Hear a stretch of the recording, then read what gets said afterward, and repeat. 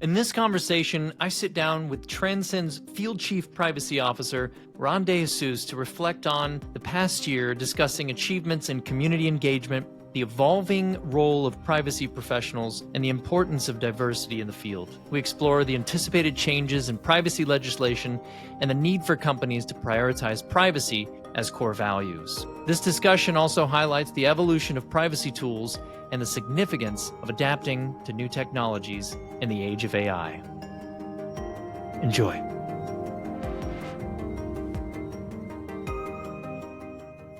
How's it going, man? Good, Cam. How are you? Happy New Year, by the way. Happy New Year, Merry Christmas, Happy Kwanzaa, Happy Hanukkah, Happy Holidays. I want to talk to you a little bit about, this past year. It seemed like it went by, we say this every year, I'm sure. Everybody always says this, like this year went by so fast. How was this year for you? I mean, stepping into that new role as Field Chief Privacy Officer, the first one ever in the industry. How has everything been for you, just personally? Yeah, it's always hard to believe that I've only been in this role since March of 2024. It's been, what is that, 9 months now? And it feels like a lot longer than that, only because so many great things have happened, right? Yeah. So obviously, first of all, big shout out to Transcend for envisioning kind of this groundbreaking role. It's the first of its kind. And I think, well, I won't be surprised if other competitors mimic this role going forward, because I actually don't think a privacy platform can truly survive out there with someone who has a certain level of expertise, but also able to not only bring the community together, but identify pain points, develop thought leadership, all this good stuff that I've been trying to navigate as the first Field CPO. I think this position going forward is going to be table stakes for companies that want to purport that they help operational privacy professionals. So again, firstly, I think big shout out to Transcend for really just envisioning that and bring it to reality. So first of all, yeah. But really crazy year, and I'm happy to go down the list of stuff that we've done, but I don't know if you want to dive in to anything specific. Well, I mean, before that, let's just talk about two things. Why don't we take one positive from it and one negative from it? What's one thing you would change? What's one thing that you feel like just knocked it out of the park? Yeah, I think the field trip series went incredibly well. If folks don't know what that is, it's basically my attempt at being privacy's Oprah and identifying privacy luminaries out in the field and having really meaningful conversations with them. And the folks that came on to, I guess I would call 2024 season 1 were really, really great thought leaders. Dan Nikita, and Kai Zenner, who were instrumental to the AI Act passing. We got the no introductions needed Max Schrems on the show, which for me was just a career highlight. Everybody knows Max, but he also really made me think about some of the things that are happening in the privacy world today, from consent or okay to what's going to happen with cross-border transfers and that sort of thing, to talking about his opinions on AI. So really cool conversation with him. And then my chat with the head of AI at the CNIL, the French Commission, or the Data Protection Commission, which, it's always interesting to speak to regulators because you don't know how much they can say, but Felicien was such a kind person and really shared a lot of things that are on the CNIL's roadmap, which was great to hear. So I think that was one of the highlights of 2024. And you want to know did you say you wanted to know what a low was? Just something that you feel like maybe we missed, or something that you want to hit more on in 2025? Yeah, that's a great question. And as I navigate this role, maybe I'll turn it into like what I want to achieve in 2025. That's definitely bringing to light more diversity of perspective. And I don't know if you know, Cam, but we launched a program quite recently called Next Gen Voices. And that Yeah. was something that I've wanted to start for a while because, we go to the same old privacy conferences quarter after quarter, hearing the same old perspectives, if you will. And I really think it's time for people from various backgrounds, whether it's professional, or typical DEI backgrounds, to be able to demonstrate their expertise and bring their valuable perspectives to the forefront. And with this program, I'm hoping to focus on leaders who don't necessarily have regular opportunities to do that in the public sphere, and just start to really surface those differing perspectives, which I think are incredibly important. Again, as part of this role, it's my job to speak to CPOs and privacy leaders, and I want to be able to share that with the community. I get paid to have these conversations, and I want to be able to share my learnings with the privacy community at large, because there is so much great information that I've learned, in terms of like mitigation strategies and how people are tactically responding to the plethora of the new laws that are coming into play, and why not share that with everyone who's doing these things behind the scenes or in the weeds. And so, yeah, I'm excited about that for 2025. Yeah, it's exciting. I mean, just like you said before with field trips, those were pretty big names, and it was really fun watching and listening to people like Felician. I mean, I could listen to him all day. His accent is so fun, but I mean, that kind of stuff is what people want to see. And I think that's why it did so well, because it's so, one-on-one, it's so authentic, and you get to listen to that conversation, which I think you did a really good job with it. Thank you. And I agree. Like, it's one thing to hear people at conferences, but it's another to really have that, not only that safe space where they can talk a little bit more openly about their thoughts or, kind of their perspectives on a certain piece of legislation or technology or whatever it is, but I get to really dive deep without the kind of the nervousness of being on stage. Again, I kind of treat it as like this, you're kind of interviewing a friend, versus, this kind of, to your point, this prominent figure, so getting that real perspective, I think is something that I'm really proud of that this series has done. So. No, it looks great. And I think everybody's excited about it. It's definitely made a mark in our industry for sure. And like you said, I think people will try to copy it, but let's be honest. Come on. They don't have Rondé Soup. Never duplicated. My favorite. What are Go ahead.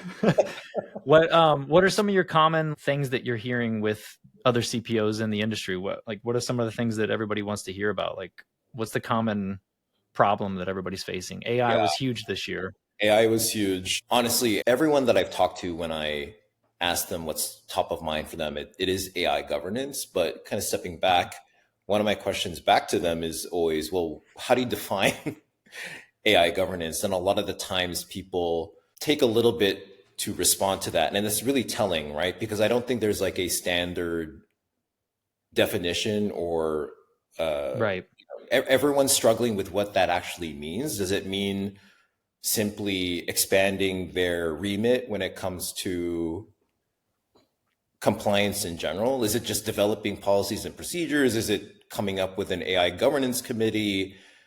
Is it coming up with revised data protection impact assessments? Like what is the totality of what AI governance means to them? And it means something different to every privacy leader that I've talked to. I'm not saying that's a bad thing, but I think it demonstrates that everyone's still struggling to wrap their heads around what that means to their organization. Because I think what I mean by that is, if we think about just company culture and executive leadership, what's top of mind for them, all these factors come into play when it comes to how they're tackling AI. So yeah, I think, of course, AI and AI governance top of mind, but it's still such a fluid concept that folks are still struggling with to define themselves. So I think that's one thing. And then, something else that I hear all the time is that people are, I'm not just saying this because we work at Transcend and that we have a Transcend booth at these conferences, but people are really, being a lot more vocal about the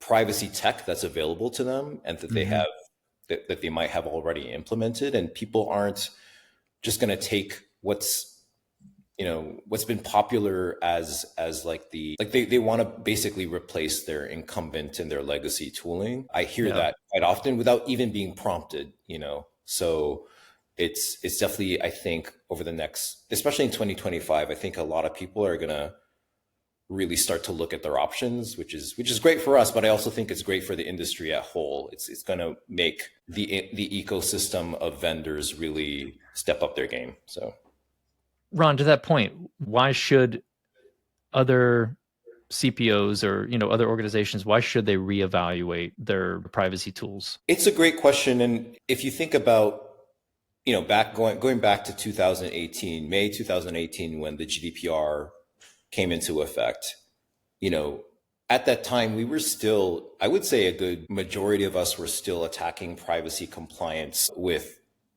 quote unquote more manual methods, like, whether it's Google Docs or Excel spreadsheets to, identify requirements and the deltas between kind of the state laws and global laws that are coming into play. And that was okay for us, but I think 2018 was this watershed moment where we realized we needed something a little bit more automated, a little bit more, I guess, something that could work with our company's entire tech stack, and that our teams that we work with on a day-to-day basis were able to implement and operationalize as well. So back then we didn't have a lot of choice, right? And so but the things that did exist were groundbreaking to us, because anything above and beyond an Excel spreadsheet, was really amazing to us. And so now that what we're realizing is that these legacy solutions haven't been really actually interoperational. So for example, we fill in a privacy impact assessment that wasn't necessarily pre-filled in with what you might have in your data inventory, for example, or that might need to be updated on a regular cadence because it's not being updated with changes to the systems that you're, implementing, or the new data that you might be collecting. So again, no true interoperability or automation, if you will. And now there's just really great options out there, Transcend obviously being one of them, that offer platforms that are truly automated, that really take great advantage of the modules at play, like data inventories and data discovery. So I think it's time that, we're in an age of AI, we need a platform that can really evolve with the time and now be fit for purpose in our roles as AI compliance professionals as well. So, is there anything else you can think of that, going from this past year, anything that you're proud of that you kind of want to talk about, touch on a little bit? Yeah, I'm actually really proud of the work that the committee that I'm involved in, that throws on those LGBTQ plus allies after parties, does year over year. Again, we've been at this for, I think, about 3 years now. And every party that we put on, whether it's an IPP conference or something similar, is, not only bringing our community together, but raising money for the queer community, a community that I'm part of and that I'm just so proud to support. And I'm proud to say that I think next year, if things are going the way they are, I think we'll hit the $1 million mark in terms of funds raised. Yeah. How much did you raise this year? How much was raised, roughly? Good question. I think roughly in 2024 alone, again, don't quote me on this, I think it was near 75K, maybe a little bit over that. Yeah, that's amazing. And so I'm just really proud of the work that everyone puts into it, because it's all volunteers. I'm so incredibly proud of them. It consists of myself, Coben Zweifel Keegan with the IPP, Caitlin Ringrose with McDermott, Will and Emery, Jevin Hudson from Davis Wright Tremaine, and Vinny DeGilio with Sierra. We meet, a couple times a year with folks from LGBT Tech, which is our main beneficiary, and put on these great parties that everybody knows and loves now. And I can't tell you how many people come up to me, and not only do they refer to it as the Transcend Party because we have been the marquee sponsor for so many years, and I'm so incredibly proud of the leadership at Transcend for doing that. But because it's such a fun event, people are just always looking forward to it because, these conferences can be a little bit Sure. dry. Yeah, of course. So that is something that I think I'm most definitely proud of, above and beyond what we've already talked about. Love that. Yeah, I mean, I've personally been to those parties. I've been to a couple now, and always a great time. Everybody's just enjoying themselves, and everybody's just so nice. And you can just tell everybody's having a good time, and they expect it, which says a lot. So I think sky's the limit for 2025. I think we're going to see that continue to grow for sure. Was there something that surprised you this year? Something that was not surprising was the fact that we did not get a federal law. Oh, yeah. I'll just twist that question a little bit. I think everyone was hoping that we would get a federal standard, and there was a lot of momentum with the There was. American Privacy Rights Act, or It had APRA. to have been because they were trying to push, because it was so close to the end, and they probably just, it was inevitable with the change coming. It was, but there was a lot of issues with, or perceived issues with APRA. Things like, would it set the floor or be the ceiling? Meaning, would it essentially trump state laws, or would it be a little bit softer from a preemption perspective? And I think obviously there were some concerns that in terms of scope creep, was it a privacy law also trying to pass as, some sort of AI regulation as well? Because there were some requirements in there that were specific to how, companies could implement that technology. But yeah, I think everyone's hopeful for something to come in 2025, but personally, I don't think we're going to see a law until the next administration, but we'll see. Yeah. Yeah. One benefit, I think, that before I get to my last question, one benefit that I see in the trend that it's going is you're definitely starting to notice that consumers are really starting to pay attention to companies that prioritize privacy. And so I think there's definitely going to be an uptick when it comes to companies trying to change, which is good. That's why I'm glad that we're kind of part of those next gen voices and trying to make a difference and trying to change things the way that they've been. That kind of rolls into my next question. So talking about 2025 predictions, Ron, with a new admin, is there anything that CPOs should be bracing for going into 2025? Yeah, that's a really great question, Cam. And I think one of the top concerns, well, maybe not concern, but something that a lot of privacy pros are fully cognizant of is the anticipated watering down of enforcement from an FTC perspective, given the traditionally more lax approaches from the Republican side of things. And, even though there may be less enforcement, I think it would behoove companies to still focus on, to your point, proactively bringing top of mind to their roadmaps consumer privacy, and really strengthening their positions around that, regardless of the threat of enforcement or increased regulation. What I want to change, in addition to programs like Next Gen Voices, I really want to start creating a dialogue around how good privacy practices is good for not only optics, but also good for your bottom line. I think there's multiple examples of companies like Apple who have really used privacy to their advantage. So I truly believe that companies that proactively and just put privacy as a table stakes to their products and services are really going to thrive and succeed, versus the ones that are just doing just doing the bare minimum to comply with the law. And mind you, yes, maybe in the next 4 years we'll see less enforcement, but I think that if you are implementing really good privacy practices, really good notices, high transparency, defaulting to really good privacy options for your consumers, that's really going to put you ahead of the curve. If increased regulation comes with the next administration. But yeah, I'm really hopeful that companies just see the value in becoming good stewards of privacy just generally Yeah. versus the threat of law or Yeah, because enforcement.